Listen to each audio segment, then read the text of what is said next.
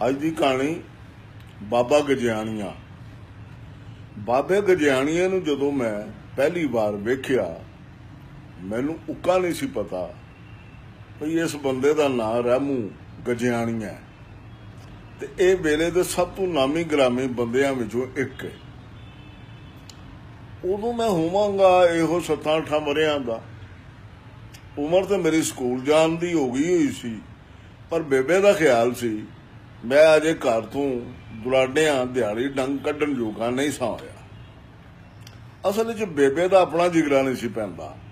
मैनू पेट घरोड़ी दे नूं रोज़ दिहाड़ी इन्ना चिर अखों ओले कीती रखे, इसलिए मैं सारा दिन घर दे बरांडे वेड़े च या असलों बूहे अगे खेलदा रहिंदा सी।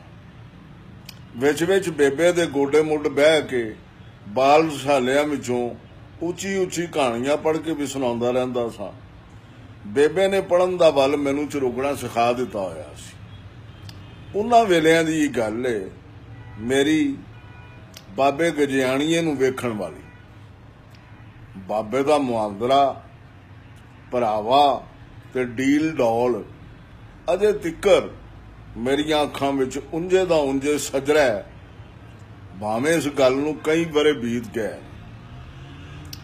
हवेली विच श्री दे रुख थल्ले मंजी उत्ते मेरा नाना लम्मा पिया होया सी।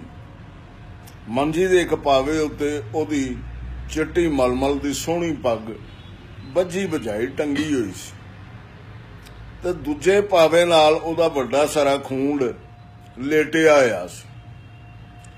मैं भी नाल ही परां मिट्टी उत्ते खेडदा पिया सी। एक उच्चा लम्मा बंदा हवेली दे बूहे थाणियों लंघ के अंदर आया। ओदा कुड़ता लखदी सगवा मेरे नाने वर्गा सी। मेरे नाने दी दाढ़ी भी ठपवी सी पर चिट्टी दुध।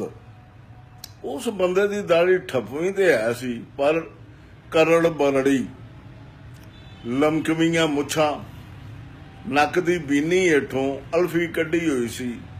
मुछां दा इह संबंध मैनूं बड़ा ही नवेकला लगा। मेरे कोल आके वो बंदा खलो गया। लै भी अगे तो कालू मिल पिया, लगता है काकी बीबा आई हुई है। उन्हें चाह करदे मैनू चौड़ियों फड़ के उतां हिक नाल घुट लिया। हाँ भी दो तलिया की हाल ने मुड़ तेरे, कदों आया? उन्हें दाढ़ी दे खरबे वाल मेरिया गल्लां च चोभदियां पुछया। मैं अगों चुप सा। एक बार तो मेरा संग जिहा मिल गया। उपरे बंदे दे कुछड़ चढ़िया मेरा रोन नूं भी दिल कीता। फिर मैं अपने आप नूं करड़ा कर लिया। खबरे इस करके भी मैं दरबास विच हो गया कि मेरे कन्नां च नाने दी आवाज आउण लग पई सी। नाना उस बंदे दी आवाज सुन के उठ बैठा सी ते ओनूं आंदा पिया सी, लै बई इहनूं आंदे नहीं दिलां नूं दिलां नाल राह हुंदे। मैं सुपने च तेनू ही मिलन टुरिया सा, इधर तू आप ही हड्डी मासी आया खड़ा। ये हुंदे नहीं रब दे काम। बल्ले भाई चल आ जा ते मेरे कोल बहु। वो बंदा मेरी गल नाल अपना नक रगड़दा अगां वधिया ते नाने कोल बह गया। कदों आई है बीबा? अज सवेरे ही। खैर नाल ही है ना? आहो जरा उधरी हुई सी, आपे ही छड़ गया रहमत सवेरे। रहमत भी आया सी, की हाल सू? बड़ी खैर सू, शुक्र है सोने दा। इन्हें विच नाने नूं झट करके कोई गल चेते आई तो उन्होंने आखन लगा, इनू लाया ना कुछड़ो जरा कालू नूं। फिर नाना मेरे वाल होया, चल बई कालू, हाँ अंदर जाके मां अपनी नूं दस ओदा चाचा आया तो रोटी पानी का कोई सरबंध करे। मैं आप ही उहदे कुछड़ों पलम पिया। बेबे मेरी गल सुनी तो छेती नाल कपड़ा सिर ते लैके मैनू कुछड़ चुकी सू ते अंदरों बाहर टुर पे। वो बंदा झट मंजी तो उठ के खलो गया। सलाम आनी आ बाबा। मेरी मां ने उन्होंने सलाम किया। जिउंदी वसदी रहो धीए। उन्हें सलाम का जवाब मोड़िया कि मेरी मां दे सिर उत्ते प्यार दिता। ਨਾਲ ਹੀ ਉਹਨੇ ਇੱਕ ਵਾਰੀ ਫਿਰ ਮੇਰੀ ਗੱਲ ਪਲੋਸੀ। ਮੈਂ ਤਾਂ ਕਾਲੂ ਨੂੰ ਵੇਖਦੇ ਬੁੱਝ ਲਿਆ ਸੀ ਵੀ ਅੱਜ ਕਾਕੀ ਰਾਣੀ ਆਈ ਹੋਈ ਹੈ। ਹੋਰ ਪੁੱਤਰਾ ਸਾਰੀ ਖੈਰ ਹੈ ਨਾ? ਆਹੋ ਬਾਬਾ ਤੂੰ ਸੁਣਾ, ਮੇਰੇ ਭੈਣ ਭਰਾ ਤੇ ਚਾਚੀ ਤਗੜੇ ਨੇ, ਮੌਜਾਂ ਚ ਨੇ। ਮੈਂ ਅੱਜ ਤਰੀਕ ਸੀ ਨਾ, ਉੱਥੇ ਆਇਆ ਹੋਇਆ ਸਾਂ, ਬੰਦੇ ਹੋਰ ਵੀ ਨਾਲ ਸਨ। ਮੈਂ ਆਪਣੇ ਭਰਾ ਨੂੰ ਮਿਲਣ ਲਈ ਅੱਜ ਗਿਆ। ਚੰਗਾ ਚਾਚਾ, ਮੈਂ ਫਿਰ ਤੇਰੇ ਲਈ ਪਾਣੀ ਧਾਣੀ ਦਾ ਕੁਝ ਕਰਾਂ। ਮੇਰੀ ਮਾਂ ਛੇਤੀ ਨਾਲ ਪਿਛਾਂ ਪਰਤੀ ਮੇਰੇ ਸਣੇ। ਦੂਜੀ ਵਾਰੀ ਉਹ ਸਾਡੇ ਘਰ ਆਇਆ। ਅੱਬੇ ਮੇਰੇ ਨਾਲ ਕੋਈ ਕੰਮ ਸਾਸੂ। ਵਿਹੜੇ 'ਚ ਦੋਰ ਵਿਛੀ ਤੇ ਸਰਾਣੇ ਲੱਗੀ ਮੰਜੀ ਉੱਤੇ ਬੈਠਿਆਂ ਉਹ ਅੱਬੇ ਮੇਰੇ ਨਾਲ ਕਿੰਨਾ ਚਿਰ ਗੱਲਾਂ ਕਰਦਾ ਰਿਹਾ। ਫਿਰ ਅੰਨ ਪਾਣੀ ਵਰਤ ਕੇ ਮੈਨੂੰ ਪਿਆਰ ਦਿੰਦਾ ਟੁਰ ਗਿਆ। ਇਹ ਤੇ ਸੀ ਉਹਨੂੰ ਵੇਖਣ ਦੀ ਗੱਲ। ਇਹੋ 2 ਵਾਰ ਹੀ ਮੈਂ ਵੇਖਿਆ ਉਹਨੂੰ, ਪਰ ਇਹਨਾਂ 2 ਤਕੜੀਆਂ 'ਚ ਮੈਨੂੰ ਉਹਦੇ ਬਾਰੇ ਇੰਨਾ ਹੀ ਪਤਾ ਲੱਗਾ ਵੀ ਉਹ ਮੇਰੇ ਨਾਨੇ ਦਾ ਯਾਰ ਬੇਲੀ ਏ ਤੇ ਉਹਦੇ ਨਾਲ ਸਾਡੇ ਟੱਬਰ ਦੀ ਗੂੜੀ ਸਾਂਝ। ਬਾਕੀ ਉਹ ਕੌਣ ਹੈ, ਕੀ ਏ, ਇਹਦੇ ਬਾਰੇ ਮੈਨੂੰ ਅਜੇ ਵੀ ਕੁਝ ਪਤਾ ਨਹੀਂ ਸੀ। ਇੱਕ ਦਿਹਾੜੇ ਮੇਰਾ ਨਾਨਾ ਸਾਡੇ ਘਰ ਆਇਆ। ਡੱਬੇ 'ਚੋਂ ਇੱਕ ਵੱਡਾ ਸਾਰਾ ਸੁੱਚਾ ਰੁਮਾਲ ਕੱਢਿਓ ਸੂ ਤੇ ਮੇਰੀ ਬੇਬੇ ਵੱਲ ਵਧਾਉਂਦਾ ਆਖਣ ਲੱਗਾ, ਇਹ ਲੈ ਕਾਕੀ, ਤੇਰੇ ਮਾਮੇ ਕਰੀਮ ਬਖਸ਼ ਦੇ ਪੈਸੇ ਨੇ, ਅੱਜ ਹੀ ਗਜਿਆਣੀਆਂ ਦੇ ਗਿਆ, ਉਹਨਾਂ ਨੂੰ ਮੋੜ ਦੇ। ਚੰਗਾ ਚਾਚਾ। ਬੇਬੇ ਨੇ ਰੁਮਾਲ ਫੜ ਕੇ ਮਾੜਾ ਜਿਹਾ ਟੋਇਆ। ਇਹ ਤੇ ਚਾਚਾ ਵਾਹਵਾ ਢੇਰ ਸਾਰੇ ਪੈਸੇ ਜਾਪਦੇ ਨੇ। ਬੇਬੇ ਮੇਰੇ ਨਾਨੇ ਤੋਂ ਪੁੱਛਣ ਲੱਗੀ, ਆਹੋ ਕੁੜੀਏ, ਤੇਰੇ ਮਾਮੇ ਸੰਧੂ ਨੇ ਕਿਧਰੋਂ ਲੈਣੇ ਸਾਂ? ਤੇਰੇ ਚਾਚੇ ਗਜਿਆਣੀਏ ਨੂੰ ਆਖਿਆ ਹੋਇਆ ਸੀ, ਉਹਨੇ ਲਿਆ ਦਿੱਤੇ। ਬਸ ਤੂੰ ਇਹਨਾਂ ਨੂੰ ਸਾਂਭ ਲੈ, ਅੱਜ ਭਲਕੇ ਮਾਮਾ ਆਵੇਗਾ ਤੇ ਉਹਨੂੰ ਮੋੜ ਦੇਵੀਂ। ਇਹ ਪੈਸਿਆਂ ਵਾਲੀ ਗੱਲ ਕੀ ਸੀ, ਇਹਦਾ ਮੈਨੂੰ ਮਗਰੋਂ ਪਤਾ ਲੱਗਾ। ਇਸ ਤਰ੍ਹਾਂ ਸੀ ਵੀ ਮੇਰੀ ਮਾਂ ਦੇ ਨਾਨਕਿਆਂ ਨੇ ਕਿਸੇ ਤੋਂ ਜ਼ਮੀਨ ਲੈਣੀ ਸੀ, ਸਾਈ ਫੜਾ ਦਿੱਤੀ ਹੋਈ ਸਾਣੇ, ਛੱਜ ਜਿੰਨੀ ਰਕਮ ਸੀ। ਕਿਸੇ ਗੱਲੋਂ ਸੌਦਾ ਤੋੜ ਨਾ ਚੜਿਆ। ਅਗਲੀ ਦੇਰ ਪੈਸੇ ਮੋੜਨ ਦੀ ਥਾਂ ਵੇਰ ਖਲੋਤੀ। ਹੈ ਵੀ ਕੁਕਲੈਣੀ ਟਾਬਰੀ ਸੀ। ਵਾਲੇ ਸੰਧਵਾ ਮੇਰੇ ਪੜਨਾਨਕਿਆਂ ਜਾਣਾ, ਪਰ ਅੱਗੋਂ ਉਸ ਬੰਦੇ ਡਾਈ ਨਾ ਦੇਣੀ। ਇਹ ਫੇਰੇ ਮਾਰ ਮਾਰ ਅੱਕ ਗਏ। ਓੜਕ ਮੇਰੇ ਨਾਨੇ ਨੂੰ ਕੁਝ ਕਰਨ ਲਈ ਆਖਿਓ। ਨਾਨੇ ਨੇ ਆਪਣੇ ਬੇਲੀ ਗਜਿਆਣੀਏ ਨਾਲ ਗੱਲ ਕੀਤੀ। ਗਜਿਆਣੀਏ ਉਸ ਬੰਦੇ ਨੂੰ ਜੋਤਰਾ ਵਾਂਦੇ ਨੂੰ ਜਾ ਨੱਪਿਆ। ਉਹ ਉੱਥੋਂ ਨੱਸ ਗਿਆ। ਗਜਿਆਣੀਏ ਮਗਰੋਂ ਆਪਣਾ ਨਾਂ ਦੱਸਿਆ ਤੇ ਉਹ ਪਰਤ ਆਇਆ। ਅਹੇ ਤੂੰ ਮੈਂ ਗਜਿਆਣੀਆਂ, ਤੈਨੂੰ ਨੱਸਦੇ ਨੂੰ ਤਾਂ ਸੁਣਿਆ ਘੋੜੀਆਂ ਨਹੀਂ ਪੜਦੀਆਂ ਕਦੀ। ਫਿਰ ਮੇਰੀ ਸ਼ੋਧੇ ਦੀ ਕੀ ਜਾਏ ਤੇਰੇ ਅੱਗੇ। ਆ ਜਾ ਬਾਬਾ, ਲੈ ਜਾ ਪੈਸੇ। ਤੇਰਾ ਮੇਲ ਸੰਧਵਾਂ ਦੇ ਪੈਸਿਆਂ ਤੋਂ ਮਹਿੰਗਾ ਨਹੀਂ। ਉਸ ਬੰਦੇ ਉਸੇ ਵੇਲੇ ਘਰ ਪਰਤ ਕੇ ਸਾਰੀ ਰਕਮ ਮੋੜ ਦਿੱਤੀ। ਮੈਂ ਸਾਰੀ ਗੱਲ ਸੁਣੀ, ਪਰ ਮੈਨੂੰ ਕੁਝ ਸਮਝ ਨਾ ਆਈ ਵੀ ਇਹ ਰਾਮੂ ਗਜਿਆਣੀਆਂ ਹੈ ਕੌਣ ਤੇ ਹੈ ਕੀ। ਕੁਝ ਹੀ ਚਿਹਰੇ 'ਚ ਮੈਂ ਇੱਕ ਵਾਰ ਫੇਰ ਇਸ ਰਾਮੂ ਗਜਿਆਣੀਆਂ ਦੀ ਗੁਣ ਚਰਚਾ ਸੁਣੀ। ਮੇਰਾ ਵੱਡਾ ਮਾਮਾ ਭਲਵਾਨ ਸੀ ਤੇ ਨਾਲ ਲੜਾਈ ਝਗੜੇ ਦਾ ਸ਼ੌਂਕੀ। ਟਿੱਲ ਵਾਲਾ ਸੀ, ਢੇਲਾ ਸੁੱਟ ਕੇ ਲੜਾਈ ਲੈਂਦਾ ਸੀ। ਪੁੱਠੇ ਸਿੱਧੇ ਕੰਮ ਉਹਦਾ ਰੋਜ਼ ਦਾ ਟੀਚਾ ਬਣ ਗਿਆ ਹੋਇਆ ਸੀ। ਥਾਣੇ 'ਚ ਵੀ ਨਾਂ ਹੋ ਗਿਆ ਆ ਸੱਸ। ਇੰਝ ਹੀ ਉਹਨੇ ਕਿਸੇ ਨੂੰ ਕੁੱਟਿਆ ਮਾਰਿਆ ਤੇ ਹੋਰ ਵਾਧਾ ਘਾਟਾ ਵੀ ਕੀਤਾ। ਅਗਲੇ ਥਾਣੇ ਹੋਰਾਂ ਕਿੱਥੇ ਖਲੋਣੇ ਸਨ। ਪੁਲਿਸ ਮਾਮੇ ਦੇ ਪਿੱਛੇ ਚੜ ਗਈ। ਉਹ ਅੱਗੋਂ ਕਿਧਰੇ ਹੋਰ ਦੇ ਮੂੰਹ ਕਰ ਗਿਆ। ਪੁਲਿਸ ਨੇ ਚਿੱਠੀਆਂ ਪੈ ਕੇ ਮੇਰੇ ਪਿਓ ਨੂੰ ਆਣ ਫੜਿਆ। ਇਹ ਜਿੰਨਾ ਚਿਰ ਕਾਦਰ ਹੱਥ ਨਹੀਂ ਆਉਂਦਾ ਉਹਨਾਂ ਚਿਰ ਰਹਿਮਤ ਥਾਣੇ ਰਹੇਗਾ। ਸਾਡੇ ਸਾਰੇ ਟੱਬਰ ਦੇ ਲਹੂ ਸੁੱਕ ਗਏ। ਨਾਨੀ ਨਾਨਾ ਵੀ ਸੁਣ ਕੇ ਸਾਡੇ ਵੱਲੇ ਆ ਗਏ। ਬੇਬੇ ਮੇਰੀ ਦਾ ਸਾਰਾ ਦਿਨ ਦੁਆਵਾਂ ਮੰਗਣ 'ਚ ਲੰਘ ਗਿਆ। ਆ ਹੈ ਵੀ ਸ਼ਾਮ ਤੋਂ ਅਗਦੀ ਮੇਰਾ ਪਿਓ ਥਾਣਿਓਂ ਘਰ ਪਰਤ ਆਇਆ।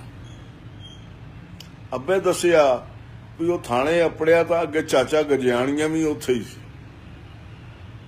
ਪੁਲਿਸ ਨੇ ਕਿਸੇ ਗੱਲ ਹੀ ਉਹਨੂੰ ਪਹਿਲੋਂ ਹੀ ਥਾਣੇ ਸੱਦਿਆ ਆਇਆ ਸੀ। ਉਹਨੇ ਜਦੋਂ ਮੇਰੇ ਅੱਬੇ ਨੂੰ ਵੇਖਿਆ ਤਾਂ ਥਾਣੇਦਾਰ ਨੂੰ ਪੁੱਛਣ ਲੱਗਾ, ਹਾਂ ਬਈ ਤੂੰ ਸਾਨੂੰ ਸੱਦਿਆ ਤੇ ਅਸੀਂ ਆਏ ਵੀ ਬੈਠੇ ਆ, ਗੱਲ ਸਮਝ 'ਚ ਵੀ ਆਉਂਦੀ ਏ ਕਿ ਸਾਡੇ ਵਰਗਿਆਂ ਦੀ ਤੇ ਤੁਹਾਡੇ ਨਾਲ ਸਾਕਾਚਾਰੀ ਹੁੰਦੀ, ਪਰ ਇਸ ਸ਼ਰੀਫ ਬੰਦੇ ਨੂੰ ਥਾਣੇ ਲਿਆਂਦਾ ਜੇ ਇਸ ਦੀ ਕੁਝ ਸਮਝ ਨਹੀਂ ਵੀ ਆਉਂਦੀ। ਅੱਗੋਂ ਥਾਣੇਦਾਰ ਕਵੱਲਾ ਬੋਲਿਆ ਤੇ ਗਜਿਆਣੀਆਂ ਵੀ ਝੱਟ ਸਾਵਾਂ ਹੋ ਗਿਆ। ਆ ਤੂੰ ਨਵਾਂ ਆਇਆ ਤੇ ਹੋਸ਼ ਨਾਲ ਕਰੀ ਇੱਥੇ ਥਾਣੇਦਾਰੀ, ਮਤਾ ਉਹ ਨਾ ਹੋਵੇ ਆਪਣੀ ਆਤਰ ਛੰਡ ਵੀ ਕਰਵਾ ਲਵੇਂ ਤੇ ਝੁੱਗਾ ਵੀ ਛੁਡਵਾ ਪਵੇਂ। ਅਸਾਂ ਇੱਥੇ ਗਊ ਬੰਦਿਆਂ ਨੂੰ ਨਹੀਂ ਆਉਣ ਦੇਣਾ। ਥਾਣੇਦਾਰ ਵਾਲੇ ਤੇ ਇੱਕ ਵਾਰੀ ਪਾਂਬੜ ਬਲ ਖਲੋਤੇ। ਉਹ ਤੇ ਕੋਲੋਂ ਦੂਜਿਆਂ ਮੁਲਾਜ਼ਮਾਂ ਨੇ ਵੱਖਰਿਆਂ ਕਰਕੇ ਆਖਿਆ ਦੱਸਿਆ ਤੇ ਉਹਨੂੰ ਗੱਲ ਦੀ ਸਮਝ ਆ ਗਈ, ਨਹੀਂ ਤਾਂ ਖਬਰੇ ਥਾਣੇ 'ਚ ਕੀ ਬਣਦੀਆਂ। ਗਜਿਆਣੀਆਂ ਨੂੰ ਅੰਦਰ ਸੱਦ ਕੇ ਕਿੰਨਾ ਚਿਰ ਰਾਜ਼ੀਨਾਮਾ ਕਰਦਾ ਰਿਹਾ। ਉੜਕ ਮੇਰੇ ਅੱਬੇ ਨੂੰ ਉੱਕਾ ਛੁੱਟੀ ਦੇ ਦਿੱਤੀ। ਆਪਾਂ ਰੋਟੀ ਖਾ ਕੇ ਤੁੰਗਾਂ ਦੇ ਡੇਰੇ ਬੈਠੇ ਕਿਸੇ ਬੰਦੇ ਨੂੰ ਮਿਲਣ ਚਲਾ ਗਿਆ। ਉਸ ਵੇਲੇ ਮੈਂ ਆਪਣੀ ਭੈਣ ਕੋਲ ਬੈਠਾ ਸਾਂ। ਕੋਲ ਮੇਰੀ ਮਾਂ ਵੀ ਹੈ ਸੀ। ਬਾਜੋ, ਇਹ ਬਾਬਾ ਗਜਿਆਣੀਆਂ ਕਿਹੜਾ ਹੈ? ਮੈਂ ਆਪਣੀ ਭੈਣ ਤੋਂ ਪੁੱਛਿਆ। ਇਹ ਬੜਾ ਵੱਡਾ ਚੋਰ ਹੈ ਤੇ ਸੰਨਾ ਮਾਰਦਾ ਹੈ। ਸਾਡੇ ਨਾਲ ਨਾਨੇ ਨਾਲ ਪੱਗ ਵਟਾਈ ਹੋਈ ਸੀ। ਉਸ ਵੇਲੇ ਤੋੜੀ ਮੈਨੂੰ ਸਾਰ ਹੋ ਗਈ ਹੋਈ ਸੀ ਵੀ ਸੰਨ ਕੀ ਹੁੰਦੀ ਤੇ ਪੱਗ ਵਟਾਉਣ ਦੇ ਮਾਣੇ ਕੀ ਹੁੰਦੇ। ਅਚਨਚੇਤ ਮੇਰੇ ਮਨ ਵਿੱਚ ਉਹਨੂੰ ਵੇਖਣ ਦੀ ਤਾਂਘ ਜਾਗ ਪਈ। ਇਹੋ ਜਿਹਾ ਅਨੋਖੇ ਚੋਰ ਨੂੰ ਵੇਖਣ ਦੀ ਤਾਂਘ। ਚੋਰ ਤੇ ਮਾੜੇ ਬੰਦੇ ਸੁਣੀਂਦੇ ਨੇ, ਪਰ ਇਹ ਚੋਰ ਤੇ ਮਾੜਾ ਜੀ ਨਹੀਂ ਸੀ। ਭਲਾ ਮੈਂ ਵੇਖਿਆ ਆ ਉਹਨੂੰ? ਮੈਂ ਪੁੱਛਿਆ। ਕੋਲੋਂ ਮੇਰੀ ਮਾਂ ਬੋਲੀ, ਲੈ ਤੈਨੂੰ ਤੇ ਉਹਨੇ ਕੁੱਛੜ ਚ ਆਇਆ ਹੋਇਆ, ਚੇਤੇ ਨਹੀਂ? ਜਦੋਂ ਆਪਣੇ ਨਾਨੇ ਦੇ ਘਰ ਗਿਆ ਸਾਂ ਇੱਕ ਬੰਦਾ ਆਇਆ ਸੀ ਜਿਹੜਾ ਤੈਨੂੰ ਹਿੱਕ ਨਾਲ ਲਾਂਦਾ ਨਹੀਂ ਸੀ, ਜਿਹਦੇ ਲਈ ਅੰਨ ਪਾਣੀ ਦਾ ਆਖਣ ਤੂੰ ਅੰਦਰ ਆਇਆ ਸੀ। ਅੱਛਾ, ਤੇ ਉਹ ਰਾਮੂ ਗਜਿਆਣੀਆਂ ਸੀ? ਉਹ ਤੇ ਇੱਕ ਵਾਰੀ ਸਾਡੇ ਘਰ ਵੀ ਆਇਆ ਸੀ ਅੱਬੇ ਨੂੰ ਮਿਲਣ। ਮੈਂ ਹੈਰਾਨ ਹੁੰਦੇ ਆਖਿਆ, ਉਹੋ ਹੀ ਏ ਕਿ ਹੋਰ ਕੌਣ ਹੀ? ਉਹੋ ਹੀ ਏ ਕਿ ਹੋਰ ਕੌਣ ਹੀ ਬਾਬਾ ਗਜਿਆਣੀਆਂ? ਪਰ ਬੇਬੇ ਉਹ ਤੇ ਚੋਰ ਨਹੀਂ ਜਾਪਦਾ। ਬਾਜੋ ਕਹਿੰਦੀ ਉਹ ਬੜਾ ਵੱਡਾ ਚੋਰ ਹੈ। ਸੱਚ ਆਂਦੀ ਏ ਤੇਰੀ ਬਾਜੋ, ਹੈ ਤੇ ਉਹ ਚੋਰ ਹੀ ਏ। ਚੱਲ ਤੂੰ ਹੁਣ ਦੁੱਧ ਪੀ ਲੈ ਤੇ ਸੌਂ ਜਾ, ਸਵੇਰੇ ਸਕੂਲੋਂ ਕਵੇਲਾ ਨਾ ਕਰੇ। ਮੈਂ ਦੁੱਧ ਪੀ ਕੇ ਲੰਮਾ ਪਿਆ ਤੇ ਤਾਰਿਆਂ ਨਾਲ ਭਰੇ ਖੁੱਲੇ ਅਸਮਾਨ ਨੂੰ ਤੱਕਦਾ ਬਾਬੇ ਗਜਿਆਣੀਏ ਬਾਰੇ ਸੋਚਦਾ ਰਿਹਾ। ਪਤਾ ਨਹੀਂ ਕਿਹੜੇ ਵੇਲੇ ਮੇਰੀ ਅੱਖ ਲੱਗੀ। ਸੁੱਤਿਆਂ ਪਿਆਂ ਵੀ ਮੈਨੂੰ ਗਜਿਆਣੀਏ ਦੇ ਸੁਪਨੇ ਆਉਂਦੇ ਰਹੇ। ਮੈਂ ਫਿਲਮਾਂ 'ਚ ਵੇਖੇ ਚੋਰਾਂ ਡਾਕੂਆਂ ਦੇ ਕੱਪੜਿਆਂ ਵਿੱਚ ਸਾਵੀ ਘੋੜੀ ਦੇ ਚੜੇ ਗਜਿਆਣੀਏ ਨੂੰ ਵੇਖਦਾ ਰਿਹਾ। ਪਰ ਸਵੇਰੇ ਮੇਰੀਆਂ ਅੱਖਾਂ 'ਚ ਫਿਰ ਉਹ ਸੋਹਣੇ ਲੱਕ ਦੀ ਕੁੜਤੇ ਤੇ ਵੱਡੀ ਸਾਰੀ ਪੱਗ ਵਾਲਾ ਬਾਬਾ ਪਿਆ ਵਸਦਾ ਸੀ, ਜਿਹਦੀ ਕਲੜ ਬਲੜੀ ਦਾੜੀ ਮੇਰੇ ਨਾਨੇ ਦੀ ਬੱਗੀ ਦਾੜੀ ਵਾਂਗੀ ਠੱਪੀ ਹੋਈ ਸੀ ਤੇ ਨੱਕ ਦੀ ਬੀਨੀ ਹੇਠੋਂ ਚੌੜੀ ਜੀ ਅਲਫੀ ਹੇਠਾਂ ਨੂੰ ਲਮਕਦੀਆਂ ਸੰਘਣੀਆਂ ਮੁੱਛਾਂ ਦੇ ਸਵਾਂਦੇ ਵਾਂਗ ਜਾਪਦੀ ਸੀ। ਉਸ ਦਿਹਾੜੇ ਮੈਂ ਸਕੂਲ ਵਿੱਚ ਸਾਰਾ ਵੇਲਾ ਆਪਣੇ ਬੇਲੀਆਂ ਨੂੰ ਬਾਬੇ ਗਜਿਆਣੀਏ ਦੀਆਂ ਗੱਲਾਂ ਹੀ ਸੁਣਾਉਂਦਾ ਰਿਹਾ। ਸਗੋਂ ਇੱਥੋਂ ਤੀਕਰ ਕਿ ਸਕੂਲੋਂ ਪਰਤਦਿਆਂ ਖੂਨੀ ਕਬਰਾਂ 'ਚ ਘਾਹ ਉੱਤੇ ਬਹਿ ਕੇ ਵੀ ਮੈਂ ਆਪਣੇ ਬੇਲੀਆਂ ਨਾਲ ਬਾਬੇ ਦੀਆਂ ਕਹਾਣੀਆਂ ਹੀ ਪਾਉਂਦਾ ਰਿਹਾ। ਤੇ ਮੇਰੀ ਮਾਂ ਨੂੰ ਮੇਰਾ ਪਤਾ ਕਰਨ ਲਈ ਵੱਡੇ ਵੀਰ ਨੂੰ ਘੱਲਣਾ ਪਿਆ। ਮੈਨੂੰ ਅੱਜ ਵੀ ਚੇਤੇ ਆਉਂਦਾ ਹੈ ਕਿ ਉਸ ਦਿਹਾੜੇ ਮੈਂ ਆਪਣੇ ਬੇਲੀਆਂ ਨੂੰ ਬਾਬੇ ਦੀਆਂ ਜਿੰਨੀਆਂ ਵੀ ਕਹਾਣੀਆਂ ਸੁਣਾਈਆਂ, ਉਹ ਸਾਰੀਆਂ ਮੇਰੀਆਂ ਆਪਣੀਆਂ ਘੜੀਆਂ ਤੇ ਜੋੜੀਆਂ ਹੋਈਆਂ ਸਨ। ਇਹਨਾਂ ਸਾਰੀਆਂ ਕਹਾਣੀਆਂ 'ਚ ਮੈਂ ਬਾਬੇ ਹੱਥੋਂ ਕਈ ਬੰਦੇ ਮਰਦੇ ਦੱਸੇ, ਕਈ ਝੁੱਗੇ ਲੁਟੀਂਦੇ ਸੁਣਾਏ, ਕਈ ਥਾਣੇਦਾਰਾਂ ਨੂੰ ਜੁੱਤੀਆਂ ਪੈਂਦੀਆਂ ਵਿਖਾਈਆਂ। ਇਹ ਗੱਲ ਬੜੀ ਅਚੰਭਾ ਜਾਪਦੀ ਹੈ। ਭਈ ਮੈਂ ਆਪਣੀ ਹਰ ਕਹਾਣੀ 'ਚ ਬਾਬੇ ਰਹਿਮੂ ਗਜਿਆਣੀਏ ਨੂੰ ਸਖੀ ਤੇ ਗਰੀਬ ਗੁਰਬੇ ਉੱਤੇ ਦਇਆ ਕਰਨ ਵਾਲਾ ਜ਼ਰੂਰ ਮੁਹਾਂਦਾ ਸੀ। ਔਖੇ ਵੇਲੇ ਗਰੀਬਾਂ ਨੂੰ ਬੋਲਣ ਵਾਲਾ, ਨਿਮਾਣਿਆਂ ਉੱਤੇ ਉੱਠਦੇ ਹੱਥਾਂ ਉਗਰੀਆਂ ਤਲਵਾਰਾਂ ਬਰਸ਼ੀਆਂ ਨੂੰ ਠੱਲਣ ਵਾਲਾ। ਖਬਰੇ ਦੀ ਵਜ੍ਹਾ ਉਹ ਪਿਆਰ ਸੀ ਜਿਹੜਾ ਬਾਬੇ ਨੇ ਆਪਣੀਆਂ ਦੋਵਾਂ ਮਿਲਣੀਆਂ 'ਚ ਮੈਨੂੰ ਕੀਤਾ ਸੀ, ਜਾਂ ਉਹਦਾ ਉਹ ਸਲੂਕ ਸੀ ਜਿਹੜਾ ਉਹ ਸਾਡੇ ਟੱਬਰ ਨਾਲ ਕਰਦਾ ਸੀ। ਤਾਂ ਵੀ ਮੈਂ ਆਪਣੇ ਵੱਲੋਂ ਇਹਦਾ ਕੋਈ ਇੱਕ ਢੁਕਵਾਂ ਕਾਰਨ ਨਹੀਂ ਸਾਂ ਦੱਸ ਸਕਦਾ। ਇਹ ਵੀ ਹੋ ਸਕਦਾ ਹੈ ਵੀ ਆਲ ਦੁਆਲਿਓਂ ਜਿਹੜੀਆਂ ਪੁਰਾਣੇ ਡਾਕੂਆਂ ਚੋਰਾਂ ਦੀਆਂ ਕਹਾਣੀਆਂ ਸੁਣੀ ਦੀਆਂ ਸਨ, ਜਿਵੇਂ ਜਾਨੀ ਚੋਰ ਹੋ ਗਿਆ, ਸੁਲਤਾਨਾ ਡਾਕੂ ਹੋ ਗਿਆ, ਉਹਨਾਂ ਵਿੱਚ ਡਾਕੂ ਚੋਰ ਇੰਜ ਦੇ ਹੀ ਹੁੰਦੇ ਸਨ। ਇਸ ਕਰਕੇ ਜਬਰੂ ਨਿਜ਼ਾਮ ਵੀ ਮੈਨੂੰ ਚੇਤੇ ਆਉਂਦਾ। ਮੈਂ ਪ੍ਰਾਇਮਰੀ ਪਾਸ ਕਰਕੇ ਹਾਈ ਸਕੂਲੇ ਪੜ੍ਹ ਗਿਆ। ਇਸ ਸਾਰੇ ਵੇਲੇ 'ਚ ਮੈਂ ਕਦੀ ਵੀ ਬਾਬੇ ਗਜਿਆਣੀਏ ਨੂੰ ਨਾ ਵੇਖ ਸਕਿਆ। ਨਾਨੇ ਨਾਲ ਉਹਦੀ ਯਾਰੀ ਸੀ, ਭਰਪ ਪੁਣਾ ਸੀ। ਮੈਂ ਇਹ ਸੋਚ ਕੇ ਕਈ ਵਾਰ ਨਾਨੇ ਵੱਲ ਉਚੇਚਾ ਗਿਆ ਵੀ, ਪਰ ਮੇਰੇ ਹੁੰਦਿਆਂ ਖਬਰੇ ਉਸ ਉਦੋਂ ਹੀ ਆਉਣਾ ਸੀ ਇੱਕੋ ਵਾਰੀ। ਅੱਗੋਂ ਇਹੋ ਹੀ ਪਤਾ ਲੱਗਦਾ ਵੀ ਕੱਲ ਆਇਆ ਸੀ, ਪਰਸੋਂ ਗਿਆ ਸੀ, ਪਤਾ ਨਹੀਂ ਹੁਣ ਕਦੋਂ ਆਉਂਦਾ। ਇੱਕ ਦਿਹਾੜੇ ਮੈਂ ਨਾਨੇ ਵੱਲ ਗਿਆ ਤੇ ਅੱਗੇ ਨਾਨੀ ਕੋਲ ਕਿੰਨੀਆਂ ਹੀ ਜਨਾਨੀਆਂ ਬੈਠੀਆਂ ਹੋਈਆਂ ਸਨ। ਮੇਰੀ ਨਾਨੀ ਨੇ ਜਦੋਂ ਉਹਨਾਂ ਨੂੰ ਦੱਸਿਆ ਇਹ ਬੀਬਾਂ ਦਾ ਸਭ ਤੋਂ ਨਿੱਕਾ ਛੋਰ ਹੈ, ਤਾਂ ਉਹਨਾਂ ਨੂੰ ਤਾਂ ਜਿਵੇਂ ਚਾਅ ਚੜ੍ਹ ਗਿਆ। ਸਭ ਤੋਂ ਵੱਡੀ ਉਮਰ ਦੀ ਜਨਾਨੀ ਨੇ ਮੈਨੂੰ ਸੱਦ ਕੇ ਆਪਣੀ ਕੱਛ 'ਚ ਬਹਾ ਲਿਆ ਤੇ ਮੇਰਾ ਮੂੰਹ ਸਿਰ ਚੁੰਮਣ ਲੱਗ ਪਈ। ਲੈ ਫਿਰ ਵੱਡੀਏ ਤੇ ਦੋਤਰਾ ਹੋਇਆ ਕਿ ਆਪਣਾ, ਉਹ ਮੇਰੀ ਧੌਣ ਚੁੰਮਦੀ ਹੋਈ ਬੋਲੀ। ਮੈਨੂੰ ਬਾਬੇ ਰਹਿਮੂ ਗਜਿਆਣੀਏ ਨਾਲ ਆਪਣੀ ਪਹਿਲੀ ਮਿਲਣੀ ਚੇਤੇ ਆ ਗਈ। ਉਹਨੇ ਵੀ ਤੇ ਇੰਜੀ ਮੈਨੂੰ ਆਪਣਾ ਦੋਤਰਾ ਆਖਿਆ ਸੀ। ਮੈਨੂੰ ਲੱਗਾ ਜਿਵੇਂ ਉਸ ਜਨਾਨੀ ਦਾ ਤੇ ਦੂਜੀਆਂ 3 ਭਰ ਜਵਾਨ ਕੁੜੀਆਂ ਦਾ ਪੱਕ ਨਾਲ ਬਾਬੇ ਨਾਲ ਕੋਈ ਸਾਂਗਾ ਸੀ, ਪਰ ਮੈਂ ਚੁੱਪ ਰਿਹਾ। ਉਹ ਬੀਬੀ ਮੈਨੂੰ ਆਪਣੇ ਗੋਡੇ ਮੁੱਢ ਬਹਾ ਕੇ ਮੇਰੇ ਤੋਂ ਮੇਰੀ ਮਾਂ ਦੀ ਖੈਰ ਮੇਰ ਪੁੱਛਦੀ ਪਈ ਸੀ। ਮੇਰੇ ਤੋਂ ਓਪਰੀਆਂ ਜਲਾਨੀਆਂ ਦੀ ਏਡੀ ਨੇੜ ਭਾਰੋਂ ਗੱਲ ਨਹੀਂ ਸੀ ਪਈ ਹੁੰਦੀ। ਮੈਂ ਨੀਵੀਂ ਪਾਈ ਹੋਈ ਹੌਲੀ ਜੀ ਆਵਾਜ਼ 'ਚ ਉਹਦੀਆਂ ਪੁੱਛਾਂ ਦਾ ਬਲਦਾ ਦਿੰਦਾ ਪਿਆ ਸੀ। ਕੁਝ ਚਿਰ ਪਿੱਛੋਂ ਉਹ ਬੀਬੀ ਪਹਿਲੋਂ ਤੋਂ ਛੋਈ ਹੋਈ ਗੱਲ ਮੇਰੀ ਨਾਨੀ ਨੂੰ ਸੁਣਾਉਣ ਲੱਗ